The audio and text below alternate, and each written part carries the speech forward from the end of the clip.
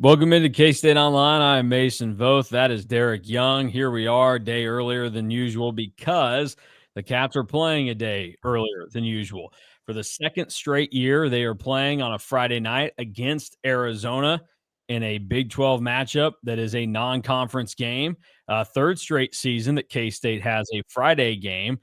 Second time in 3 years that it will be on the road, which makes you wonder if then next year will K-State get a home Friday game if the Big 12 might try to alternate this? And we've seen a number of teams get the midweek games. We'll talk about this game. I don't know how many people care about it at this point because of how brutal the start has been for K-State DY. But what do you make of Friday games? Do you yourself like it? And then if you try to understand the position of the mass audience, where do you see Friday games in college football? Probably a necessary evil is a good way to put it, to be quite frank, because I don't think the vast majority of people have a problem with Friday night college football games because it gives them maybe something to watch when they otherwise wouldn't have one. But I don't think they like it when it isn't their team, when it is their team. Because I think they prefer to watch their specific team on Saturday, especially if the game's at home, because then Friday games can just be a little bit tougher to get to. Obviously, it's still a work day. You might have some conflicts with high school football, all of the things. So I don't think I think it's probably generally popular as long as it's not your team that has to play in it. But I do think that it is a necessary evil because I think you kind of, as a conference, especially the Big 12, but as a conference, I think you have to weaponize as many time slots as possible during a game week. And you're not obviously going to get into Sunday. So you're losing Thursday pretty much now to the NFL as well. So I think Friday just becomes that sweet spot. And there just isn't enough windows or time slots on Saturday to get your league enough exposure anymore because one, there is a lot of college football on Saturday, and two, your league is 16 teams, so you kind of have to extend and stretch it out. I think it's tough to win games on the road on Friday. I really do because it's a short week already. But when you're the road team, it's even shorter because some of that you don't get to do your walkthrough on like Friday like the home team would. You gotta basically do your walkthrough on Thursday, which means you almost lose an extra day of practice on top of it, and then have to do travel and all the things. So, and I think it's quirky that for Kansas State in particular, that now you're even going to get an excessive amount of rest after it because you go Friday to the bye week instead of Saturday to a bye week. No, so you're already making excuses for the Cats before they play UCF. I try to do it before Chris Kleiman can, you know. Yeah, we can talk about that in a little bit. It's to me, it's kind of like the late night games. Like I like that I can watch a Big 12 game at 10 o'clock at night, 11 o'clock at night.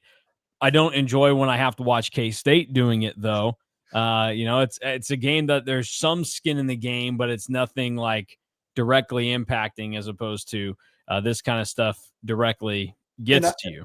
And I was kind of looking, I was like, well, what game would they put them at Friday at home next year? I assume you're not going to do it again against Oklahoma State or Arizona, which those are two home games. Yeah, that would be something. Actually.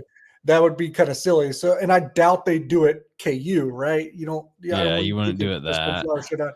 So you basically are down.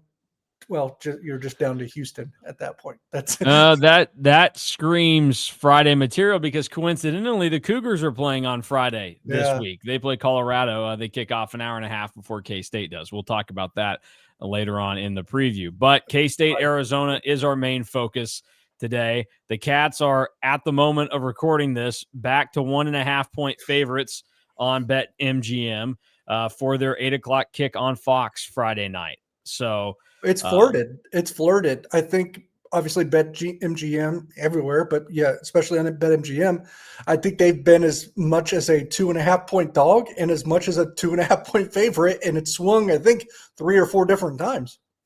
Well, I'll just ask you the simple question.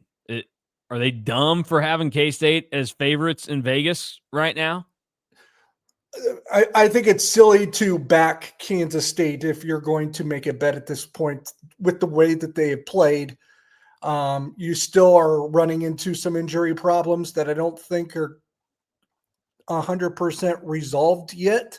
That I think, not to make an excuse for his team, because there is no. I mean, you should be able to to sustain and endure the injuries they have against teams like North Dakota and Army. The problem is like now you're not that Arizona and UCF are world beaters, but now your schedule will get a little trickier. And in defense of Kansas State, not in defense of the last two games, because there is no defense of that. In defense of them in general, they have a lot of significant contributors that have been banged up at one point or another this season. Some of it stemming from last year, some of it stemming from the summer, some of it stemming from training camp, and now a couple that have happened in games as well, which kind of just happens over the course of a season. But they've stacked up quite the laundry list at this point. So it's interesting on top of that. So I would have, as a bettor, I think you should have no interest in backing Kansas State. As a sports book, I sort of get it, because you could still look at the rosters and say this Kansas State roster is better than this Arizona roster. Yeah, it's a weird spot because this team, they've had certainly some guys that could be there or be at 100% that would make them look different. I just still go back to that shouldn't excuse the way that they've looked against North Dakota and Army. And you sit there 1-2 now. And if K-State loses on Friday night, they would be 3-6 in their last 9 games played. And two of those wins are pretty fortunate. Yeah, they should have been. Yeah, you could make arguments that they should have been losses. Let me tell you, DY, the other times in the last 20 years that K-State has had a 9-game stretch where they were 3-6. They went 3-6 over their last 9 games of 2018. That was Bill Snyder's last season. The team went 5-7. They were 3-6 over the final 9 regular season games of 2015. They finished the year 6-7, lost in the Liberty Bowl to Arkansas. That team was a 6-6 team in the regular season. They lost 6 straight games at one point. They started 3-0 with like a triple overtime win against Louisiana Tech, and then lost 6, won the last 3 of the regular season. They went 3-6 over the final 9 games of 2010. That was a team that made it to the Pinstripe Bowl and lost to Syracuse. They were 3-6 over the last 9 games of 2008, Ron Prince's last year. Same thing for 2007, his second season. And they were 3-6 over the final 9 games of 2005. That was Bill Snyder's final season in Manhattan. So, man, Coach Snyder, consistency in those final years of each yeah, run. yeah, he was going to go out the same way. So it shouldn't surprise anybody. Yeah, bad teams have bad stretches, but like, over the last 9 games, that's what K-State has played like. They have played like some of the worst K-State football teams in the last, over the last 35 years. Like, that's how bad this 9-game stretch is for K-State right now. And the problem is like they aren't losing because they're not better than the other team. Yeah. They're losing because they literally take a shotgun to their feet every freaking game, which just makes it all the more frustrating, which is probably a lot different than some of those other 3-6 runs, especially like the 2 that we spoke about with Coach Snyder. That's when his program started to decline because they didn't have enough good players or just hadn't figured it out at that point. Now they're losing for an entirely different reason.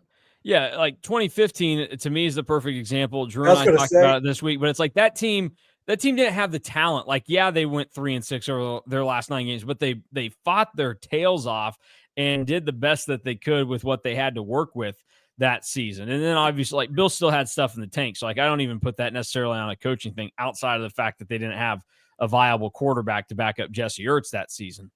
Yeah, I would say that this is not the first time that the 2015 season has come up in comparison. So I didn't know if I wasn't here for that. So you could probably reflect more. You just kind of did just now, but like 2015 year keeps coming up as kind of, maybe not a mirror image of this one so far, but a lot of similarities.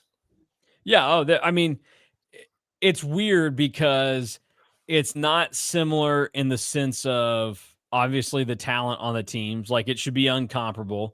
But just in terms of I would say when you start looking at historical things to back it up. So like, the 3-6 stretch that compares to the 2015 team. The interceptions, right? The interception thing is the one that was the one that was the most eye-catching to me, that made me go, wow, that makes a lot of sense now, and that's concerning to hear. And I think if this continues for K-State, you're only going to start to hear more and more about, oh, this was, the worst, or this hasn't happened since 2015. And that's where I think the comparisons would end, because again, like you were saying, K-State's not in this position because they're lacking the talent to be better than the teams that they've struggled with this North season. Dakota and Army. Yeah. Yeah, like, and then for the fact that their best game they've played this year was to Iowa State, who looks like the world beater in the Big 12. Like, it tells me that there's something that goes into the intangible side of this and not so much the tangible. Physicality. Yep. Toughness, discipline, physicality. I'm really tempted to one of my keys this week, because I always do like a story, keys to a Kansas State win, or I put like the factors in as part of the pick and preview in terms of what might dictate this game. And one of them literally might say, like, point the shotgun a different direction.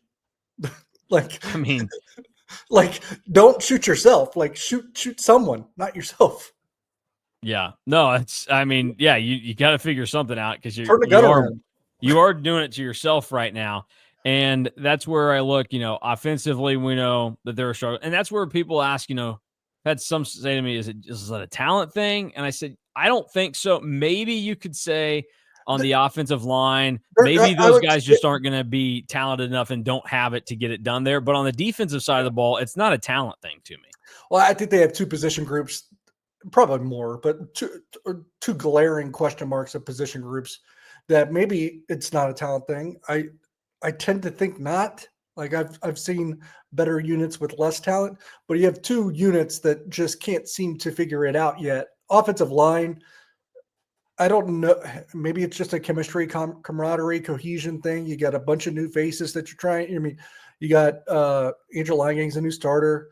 Gus Hawkins has to start a game. You brought in 3 transfers, and one of them's missed all 3 games. 2 of them have missed a game. You got a lot of like ins and outs there, and that's a position that needs like consistency, sustainability, and they haven't really had that.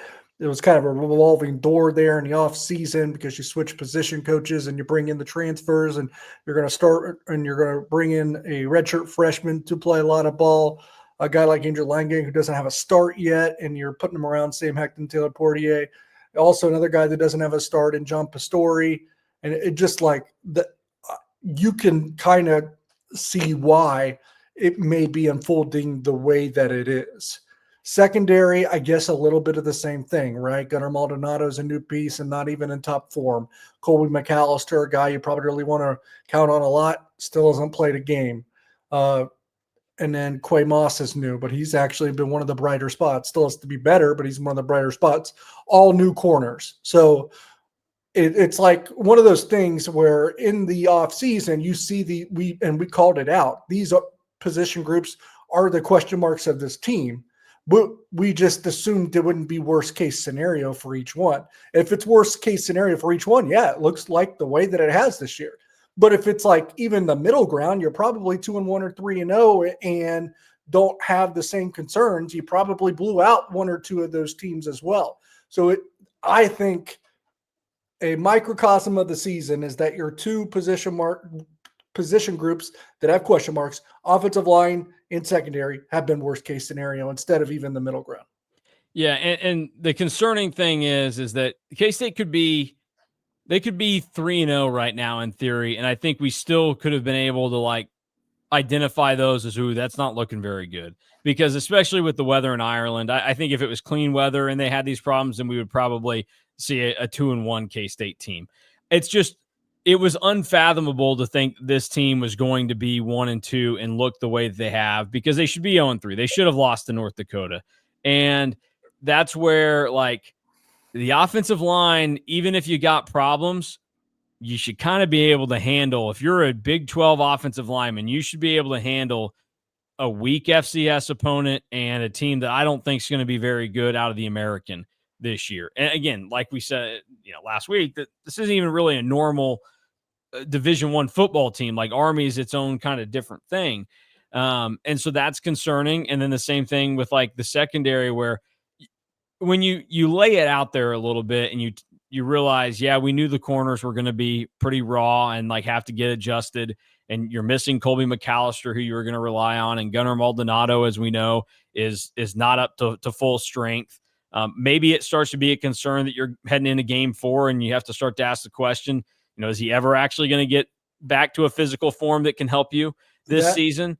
And we're going into Game 4, and I don't even know if we know who the other starting corner outside of Zayshawn Rich is, because obviously against Army you ran basically a different defense because you weren't going to. Yeah, but the game before that, Donovan McIntosh got benched and basically lost his snaps, some to Justice Clemens, some to Marion Fortenberry. Another, like the secondary, you can make an argument it's worse than the offensive line, because then it's like, well, we thought our best player in the secondary would be VJ Payne. He might be our worst. Yeah. Well, and then on top of that, I don't know. None of us talked about it or brought it up, but again, different circumstances given the opponent that you're facing. But Marion Fortenberry didn't even log a snap against Army. Yeah. I wonder if that's an injury thing or if that was like a scheme thing where it's like we tried him out on Monday and he just wouldn't get in this defense, because I think Chris Kleiman made a comment at one of his press conferences saying we're going to put some guys in there on Monday and Tuesday, and if they aren't getting it, they're not going to play. I wonder if he might be an example of that. Well, Donovan McIntosh didn't play either on or Saturday. Daniel Cobbs. Yeah. Or Jordan Allen. So, I mean, I don't know. Now, is that 4 other injuries on top of everything? It could be 2. I don't know. Either way, I think it's a bad sign that it feels like K-State is just revolving through guys that you don't know what the situation is, whether they're not getting it and Chris Kleiman feels like he has to do something there, or if it is another injury thing. A little slack there because of the Army offense. Yeah. But I go back to, there are other parts of this team that, like, VJ Payne's play is very concerning for how this has gone. The defensive ends in terms of defending the run has been wildly concerning and to some extent embarrassing, which is really the word to use to describe the start to K-State season. Like, it is embarrassing. And you would think that if the driving factor can't be just wanting to succeed, the last chance is going to be for K-State starting right now to be driven by the embarrassment, because just like your basketball team from a season ago, to me, K-State is the laughing stock of the Big 12 right now. Of power conference teams, they are one of the biggest teams that you can point at and laugh at how they've performed this season. It's inexcusable. And so I think that's where you look at this game and say, now you're facing athletes that at least deserve to be on the field with you. And so you really can't make those mistakes, because in theory, they should burn you a little bit more. So K-State's got to get it all figured out, but they also have to want to get it figured out. And through 3 games of this season, at least 2 of them, we haven't seen them want to get it figured out. I agree. I mean, have some pride, right?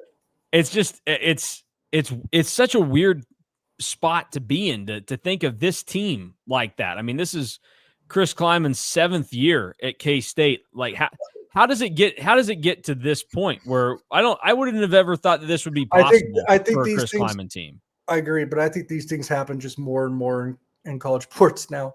Like, Florida State probably was asking themselves the same thing last year. I mean, did they have the talent of a 2-10 team? Yeah. No. And in the prior year, they went undefeated and should have went to the playoff. Now they just beat Alabama this year. I think you just see more of the volatility now because it's a sport in a athletic thing. College sports in flux. Your roster is more in flux.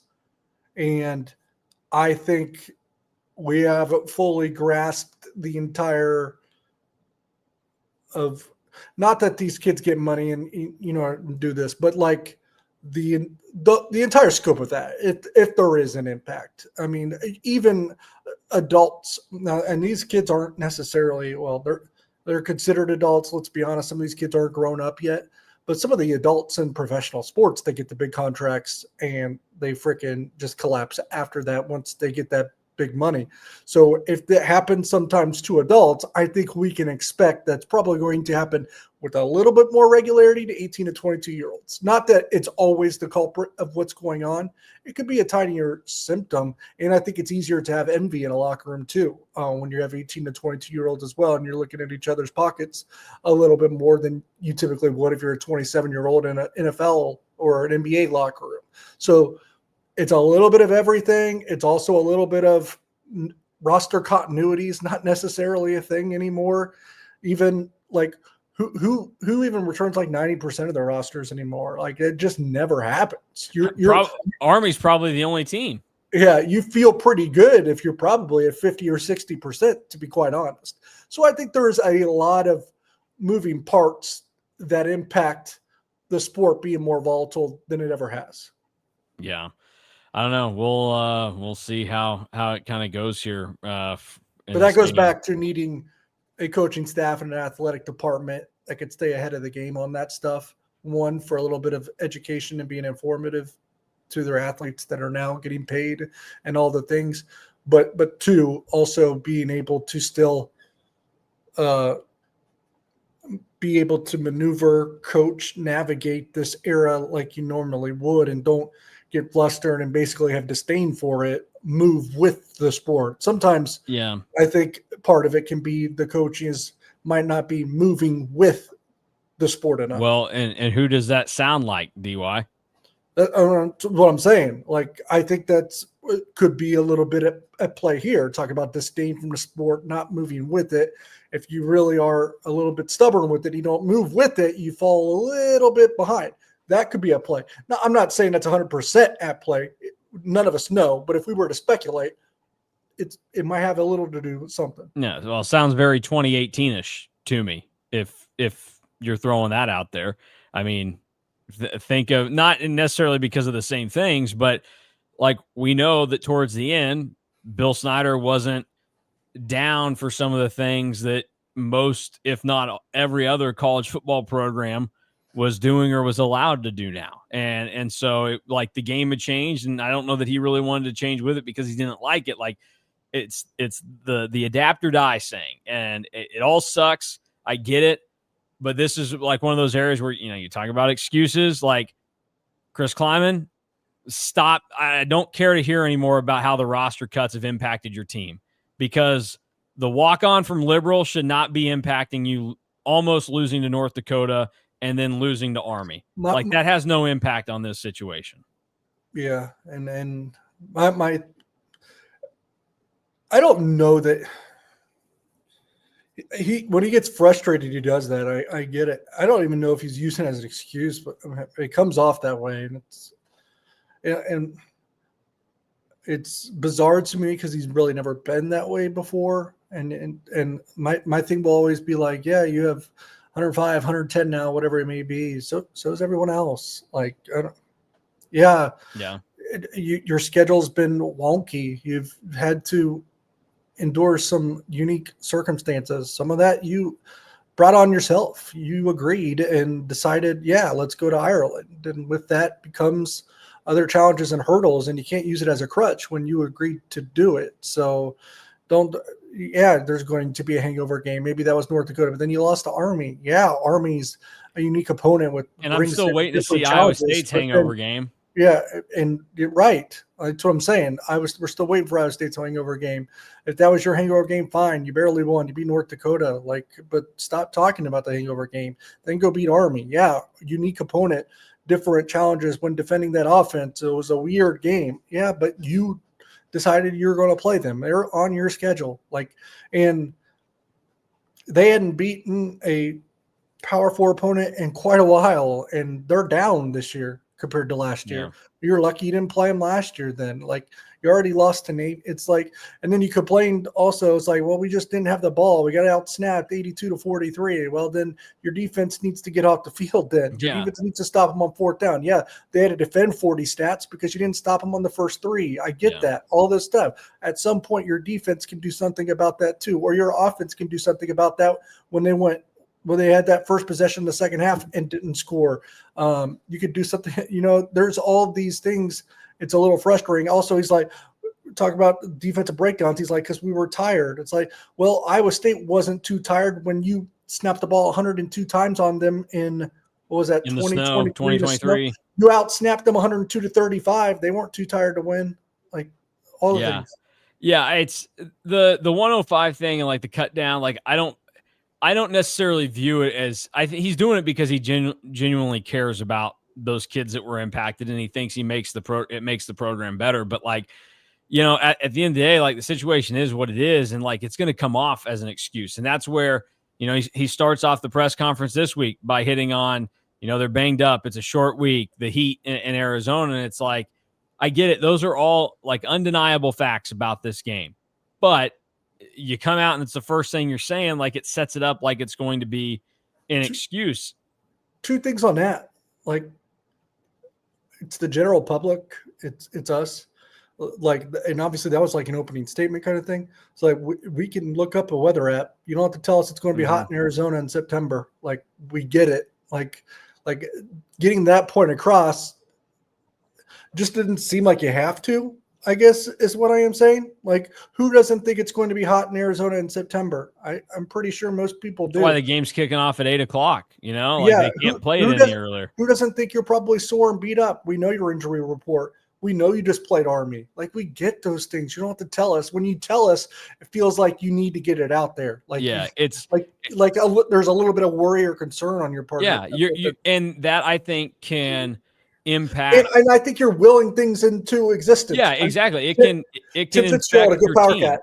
Tim Fitzgerald, a good power cat, has said the same things. Like, and Chris Kleiman admitted it when he talked about the hangover, the travel of Ireland, that they pounded it so much during the week he thought they got into their head. Well, then I wonder if he did the same thing about the triple option, and I wonder if he's doing the same thing now about the heat in the short week. I think it is, and I mean, it's clear to me that after how he talked about the team on Saturday after the loss to Army, he doesn't think that they're very mentally tough, and so he can't, you know, go at them. But then also, like, if you don't have a mentally tough team, if you are harping on things that could be turned into excuses pretty easily, they're going to probably buy into that. And then, you know, if they face early adversity in Tucson and they're down 17-7 at halftime or something, or worse than that, I would expect no reason for this team to come back from it, because they're just going to accept that that's their fate. And like, oh, well, it's too hot, you know, short week, we got to travel. Right. And I know the coaching staff and players won't approach it like this.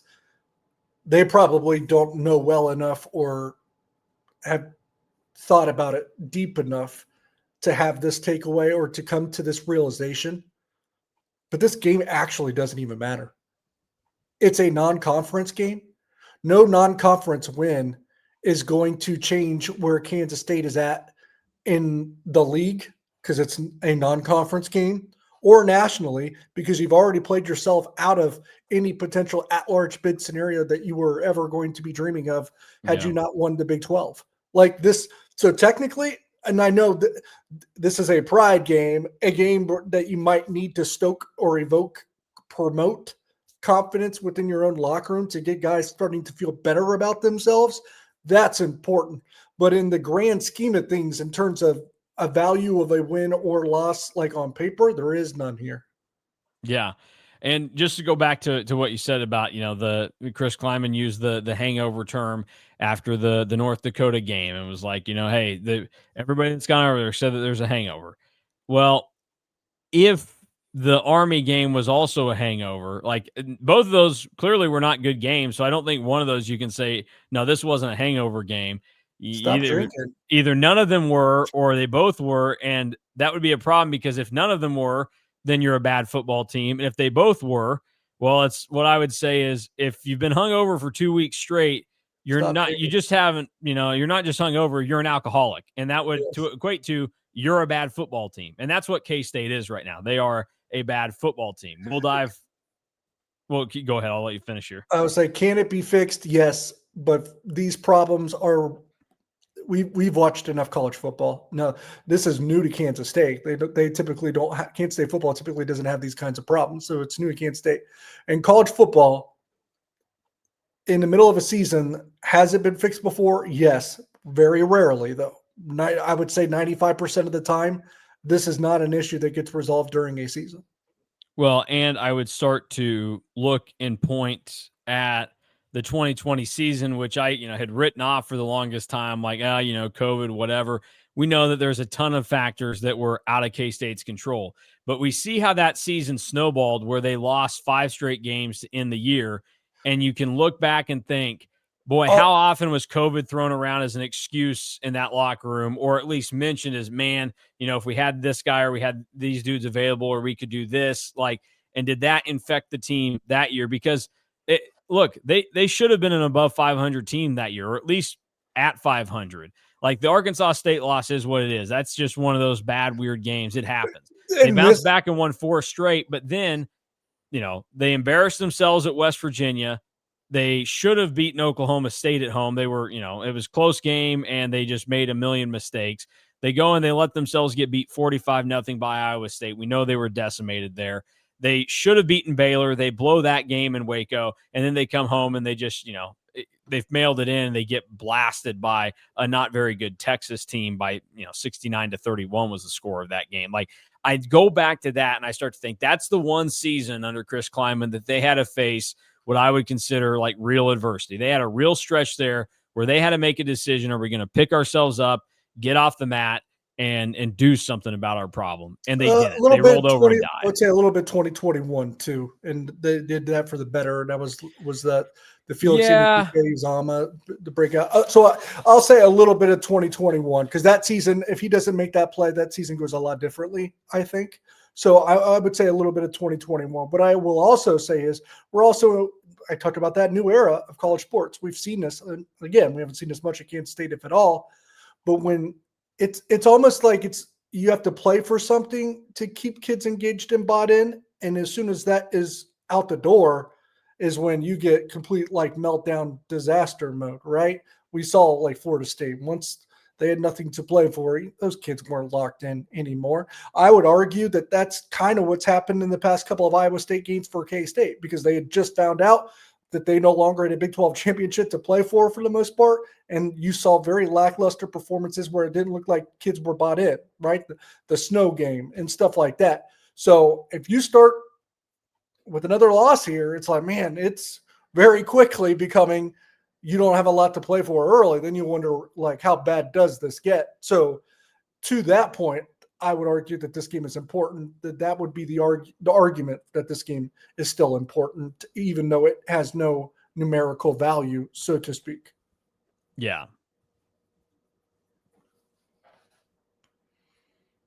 I hit the sound button on my computer and everything just went silent. I was like, what did I just do? I agree with you on that. All right, let's move on. Let's get into best bets, break up the not fun talk. We'll get back to it in a little bit. Here's how last week went. 2-1 for me, 1-2 for DY. Texas, narrow margin, but the BetMGM number caught him at 21.5. Who would have thought that would have been impactful? But the Horns were only up 28-7 at halftime. But Ball State, they did it for you. Congrats to the Cardinals. And no, then Auburn did it for me. Well, yeah. True. NC State made a nice little comeback to cover when Chandler Morris did end up playing. And Colorado, Ryan Staub. I don't know that they're good, but fortunately Delaware is really bad and tried to kick a field goal late from 28 yards out and missed it. And they ended up winning by 24 points in that game. Then LSU, that was a weird, I think the final score was like 27-6 or something, or 23, I don't know, 26-7. Weird game. They didn't put up a lot of points against Louisiana Tech. So I am now 4-5 on the season. DY is 5-4. Here's a look at our games for this week. I am starting with Virginia Tech. I was disappointed by them last week. Old Dominion usually plays them tough. This is a reverse psychology play right here. So I think that they will bounce back. They're 0-2 right now. They should not be 0-2. Got to get it figured out. They started off the season with a couple tough games. I think that they're going to get this thing on the rails. I'm not fond of the pick, but I like it enough. And then SMU, only 27.5 point favorites on the road at Missouri State.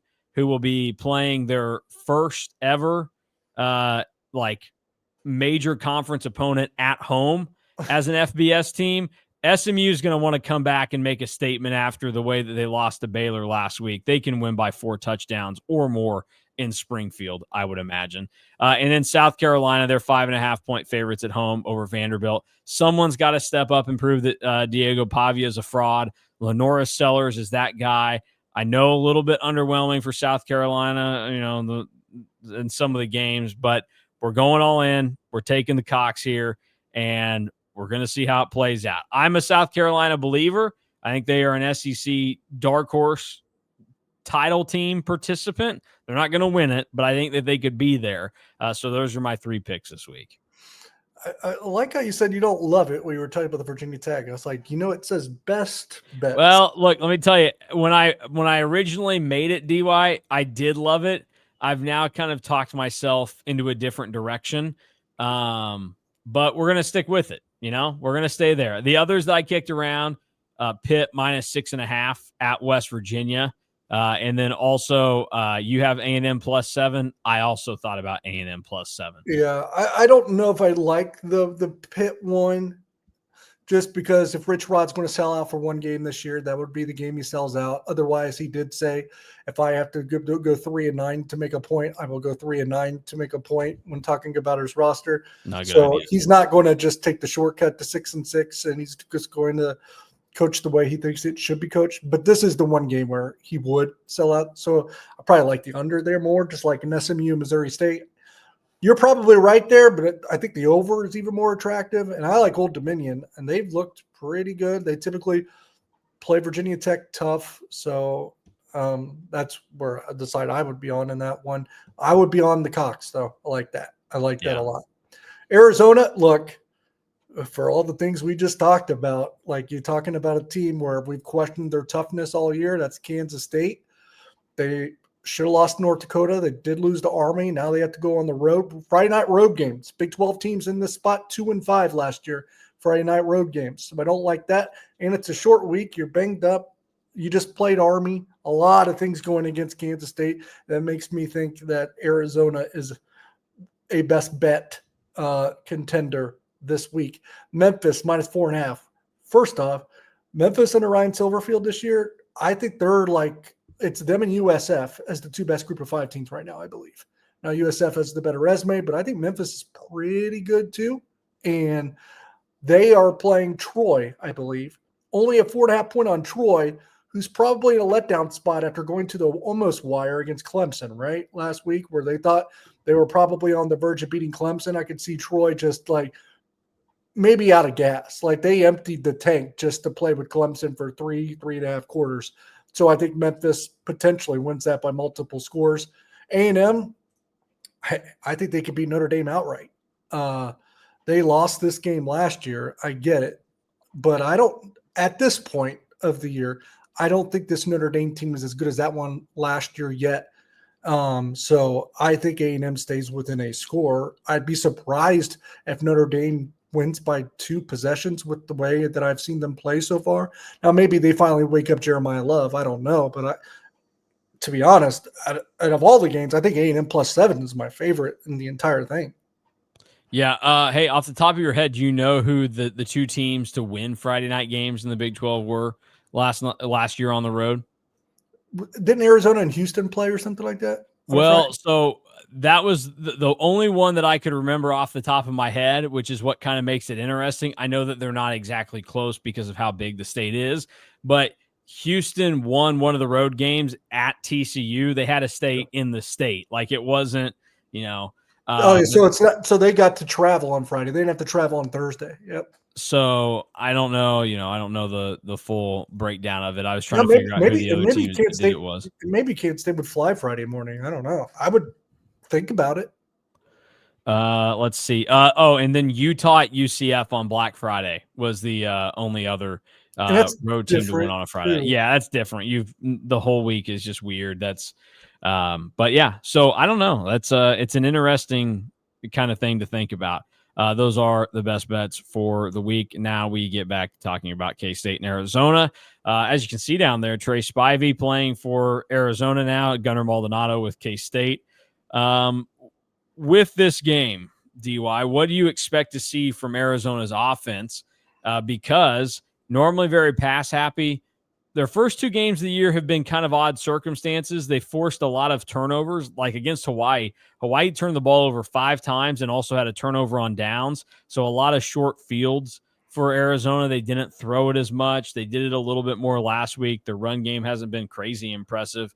What do you expect to see from a Teteroa McMillan-less Arizona on Friday? No Teteroa McMillan, no problem. I mean, Noah Fafita probably had his best game in the Brent Brennan era last week. He threw over 300 yards and 5 touchdowns and no interceptions. He has 6 touchdowns, no interceptions on the season.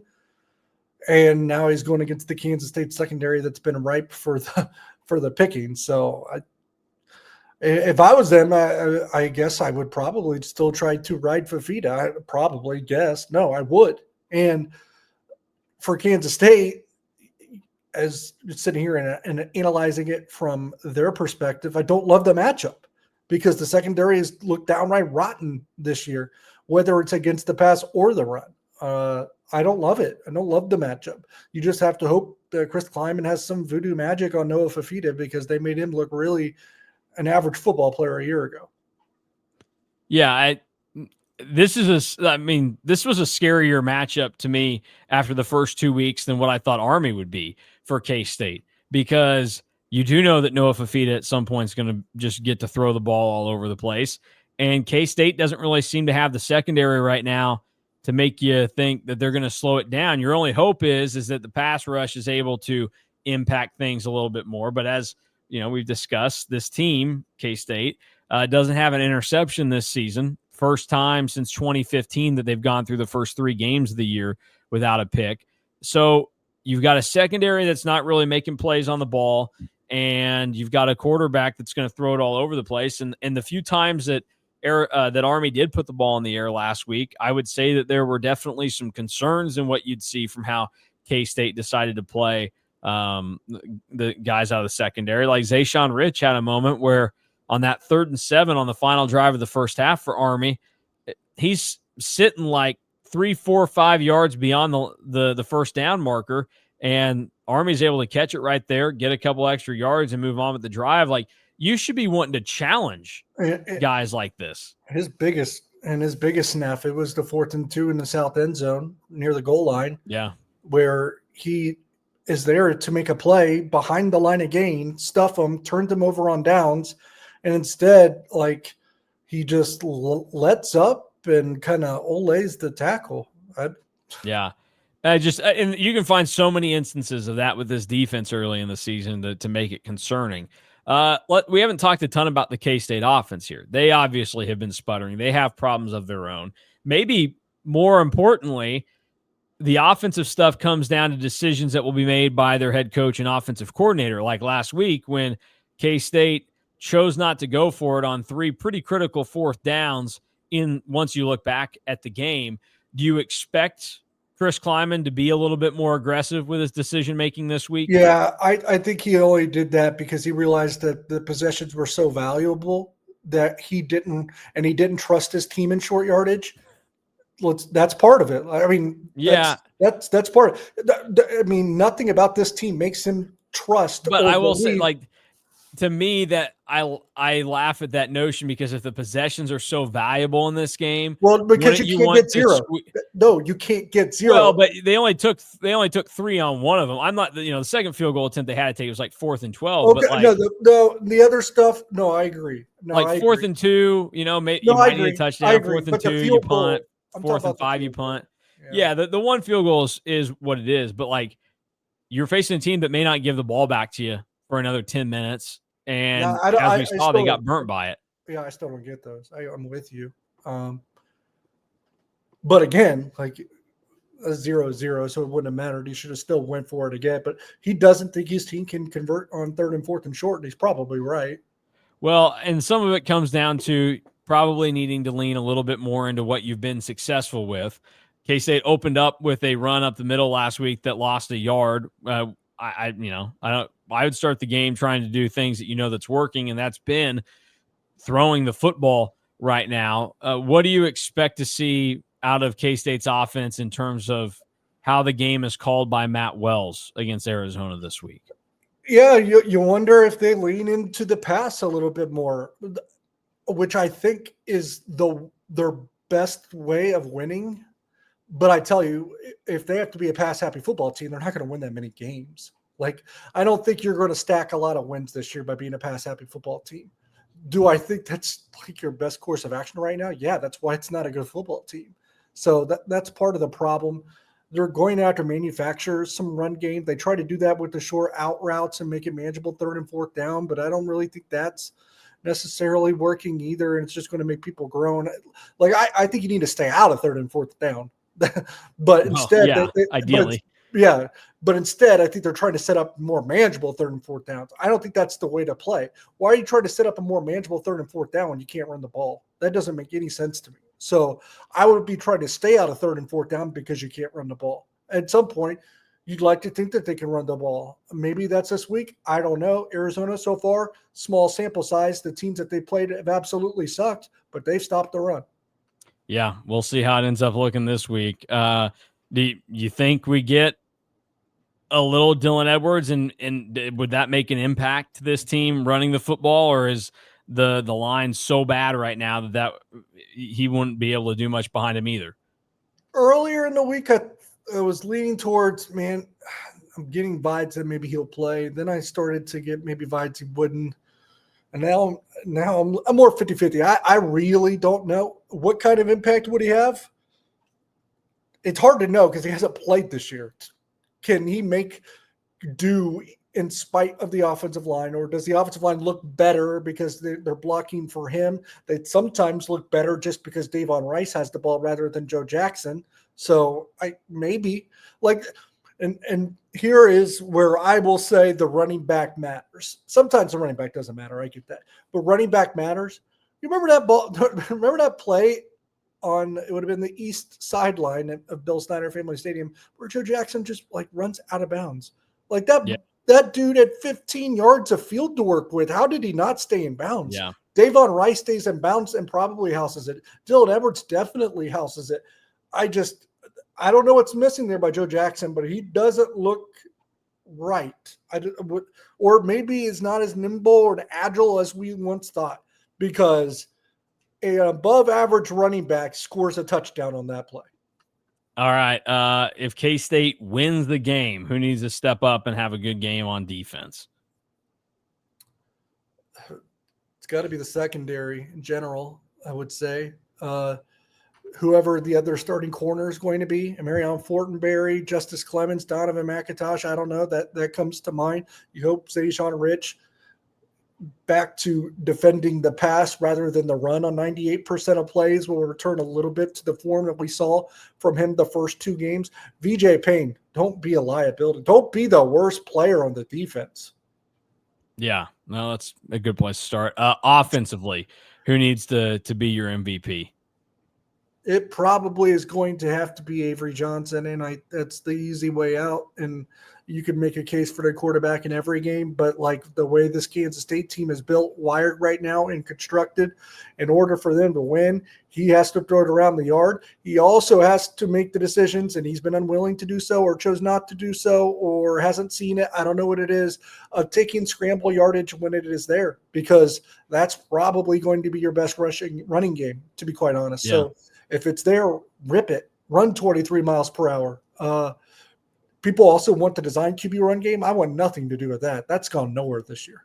Well, and it really didn't go many places last year, except for once you got to a stage where you could kind of lull the defense to sleep. Like, yeah. The problem with it is that the success you're having with the quarterback run game is the same kind of success you could have had if Will Howard was back there. And it's like, Will was a good runner if it was given to him there, but like Will wasn't going to take off and just do something crazy with it. And unfortunately with Avery Johnson, you haven't been able to put him in a position, or he hasn't been able to put himself in a position to make those design runs be a regular thing that could be important to you. I think the issue there is that now we know you can't trust the offensive line to block a soul, but we also know that like last year, it was a big problem. Wide receivers and tight ends, they couldn't be asked to block anybody. The wide receivers, I think, have blocked a little bit better this year. Haven't had many opportunities to showcase it. The tight ends still are killing you in this area. Yeah, and for a run game, I think the best is going to be like the way Avery's ball placement has been 2 out of 3 games. I think North Dakota was probably the outlier, the fluke here. So I think you can feel good about it. It's like, yeah, it's just going to be Avery Johnson. Be comfortable improvising. Yeah. You need him to have one of those games where it all comes together. And, I thought actually in the North Dakota game, there were a few times where I thought he took off a little bit better, but it didn't happen at all last week. Especially on the last drive against North Dakota. Yeah, and that needs to be a constant for his game. This is us probably being too needy or asking for too much given what we've seen from Kansas State this season. But can you imagine the ball placement that we're getting from Avery Johnson this year married with the way he ran 2 years ago, or at least at Texas Tech that night? Yeah. You imagine that kind of quarterback? Yeah, it's a quarterback that you thought you were getting if you were K-State. Defensively, for me, I've got such low expectations for the secondary that I think you just need like a monster night from the pass rushers. So you're probably looking here and hoping that Toby Asensami goes off and has 2 or 3 sacks. And then if Ryan Davis plays and can make an impact, you hope, oh, hey, guy's back in his home state. He gets off to a hot start and does some good things. To your point, the only time they really shut down the Iowa State offense was that first half. Obviously, it was raining then too. But the pass rush looked really, really good. And then well, and same thing against North Dakota. They really they slowed him down when they were able to get the sacks and get to the quarterback.